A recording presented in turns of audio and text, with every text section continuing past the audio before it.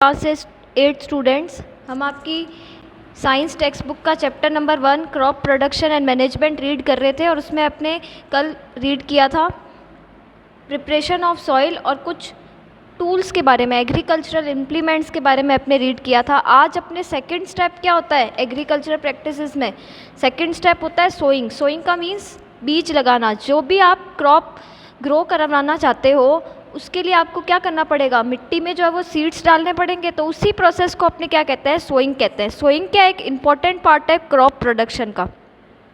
Sowing क्या है, एक इम्पॉर्टेंट पार्ट है क्रॉप प्रोडक्शन का। बिफोर सोइंग, सोइंग से पहले good quality clean and healthy seeds of a good variety are selected.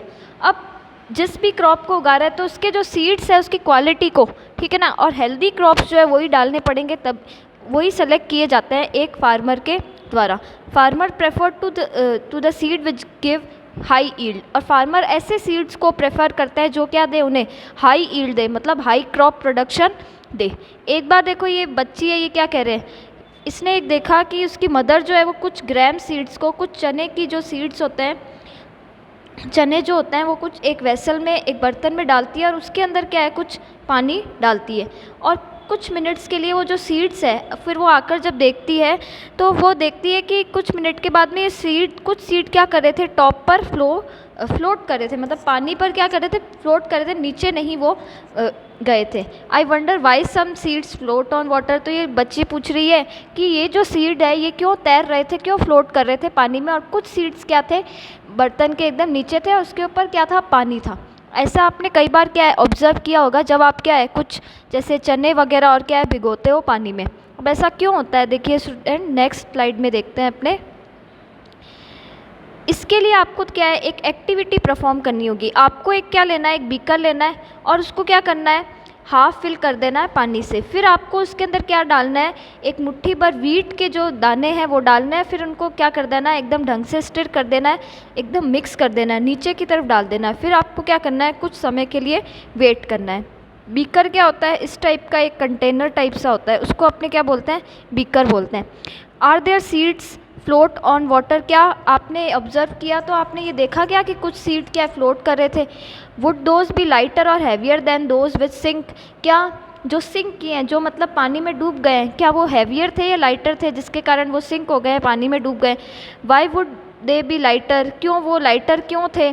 देखो डैमेज सीड्स क्या हो जाते हैं, जो सीड क्या है डैमेज हो जाते हैं, वो हॉलो हो जाते हैं, एकदम खोखले हो जाते हैं और उसके कारण वो क्या हो जाते हैं, थोड़े से लाइट हो जाते हैं, इसलिए वो क्या करते हैं, फ्लोट करते हैं पानी में। जैसे आपने कई बार देखा होगा कुछ जो आपके दाल वगैरह और होती है या फिर जो भी आपके चने वगैरह और होते हैं उसके अंदर क्या होता है, कुछ कीड़े से लग जाते हैं। तो ये जो इंसेक्ट्स होते हैं ना, ये क्या कर देते हैं, उनको बीच में से बिल्कुल हॉलो कर देते हैं, खाली कर देते हैं, जिसके कारण क्या होता है, कुछ सीड जब अपने भिगोते हैं पानी में तो वो क्या करते हैं, पानी के ऊपर फ्लोट करते हैं। तो ये किस लिए होता है, क्योंकि वो उनका वेट क्या हो जाता है, लाइट हो जाता है, क्योंकि अंदर वाला क्या है मटेरियल वो इंसेक्ट्स जो है वो खा जाते हैं।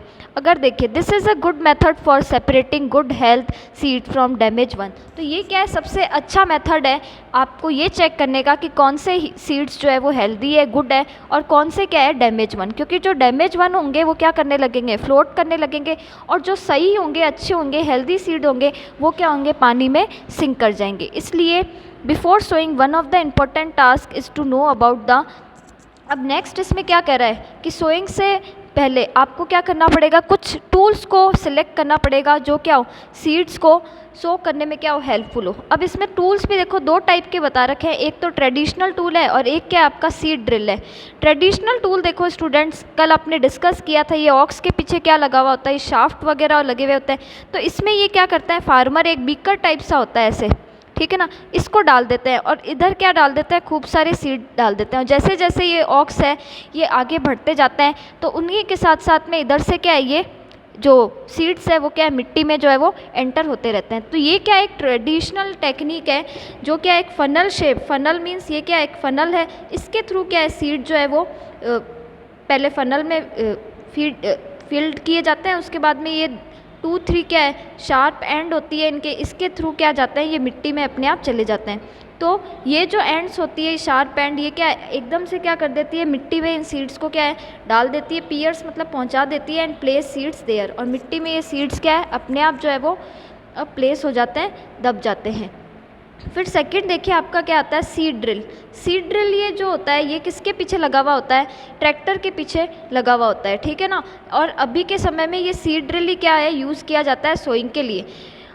ये क्या करता है, इक्वल डिस्टेंस पे यूनिफॉर्मली एक समान और इक्वल डेप्थ पे क्या करता है, मतलब इक्वल गहराई में जो है इक्वल डिस्टेंस पे और एक समान क्या है सीड को क्या है मिट्टी में सो करता है, बोता है, ठीक है ना। It ensure that seed get covered by the soil after sowing, और साथ साथ में क्या है सीड को ये वापस क्या कर देता है, मिट्टी से भी कवर कर देता है।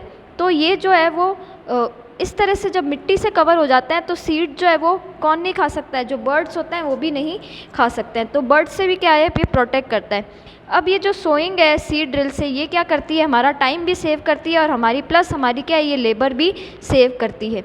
अब नेक्स्ट स्लाइड में देखिए क्या है, कई बार क्या होता है जो प्लांट है वो क्या हो जाता है एक जगह इकट्ठे हो जाते हैं, तो अप्रोप्रिएट क्या होना चाहिए, डिस्टेंस होना चाहिए प्लांट के बीच में। ये क्यों होना चाहिए, दिस अलाउज टू गेट, अब ये क्यों होता है ताकि उसको क्या मिल सके, सनलाइट मिल सके प्लांट को, न्यूट्रिएंट्स मिल सके और वाटर मिल सके प्लांट सॉइल से, ठीक है ना। तो इसलिए क्या है कुछ प्लांट को क्या है रिमूव किया जाता है ताकि ओवर क्राउडिंग, ज़्यादा प्लांट की क्या नहीं हो, क्राउड नहीं हो, भीड़ नहीं हो, ताकि उसको क्या मिल सके, एसेंशियल न्यूट्रिएंट्स मिल सके। तो ये 1 मार्क क्वेश्चन है ये, ठीक है ना।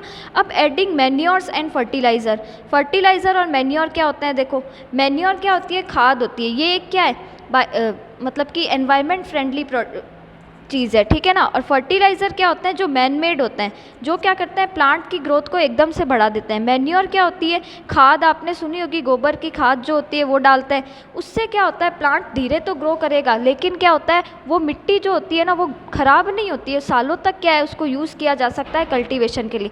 लेकिन जब अपने फर्टिलाइज़र डाल देते हैं तब क्या हो जाता है, मिट्टी का जो जो उपजाऊपन है वो थोड़ा ख़त्म हो जाता है कुछ सालों के बाद में, लेकिन ये प्लांट यील्ड बहुत अच्छी देता है। The substances which are added to the soil in the form of nutrient for healthy growth of plant are called manure and fertiliser. Plant के हेल्दी ग्रोथ के लिए कुछ सब्सटेंसेस ऐड किए जाते हैं न्यूट्रिएंट्स के फॉर्म में, वही क्या कहलाता है, मैन्योर और फर्टिलाइज़र। कल अपने स्टूडेंट्स क्या करेंगे, मैन्योर और फर्टिलाइज़र्स के बारे में डिटेल में रीड करेंगे। तब तक के लिए goodbye, have a nice day, thank you.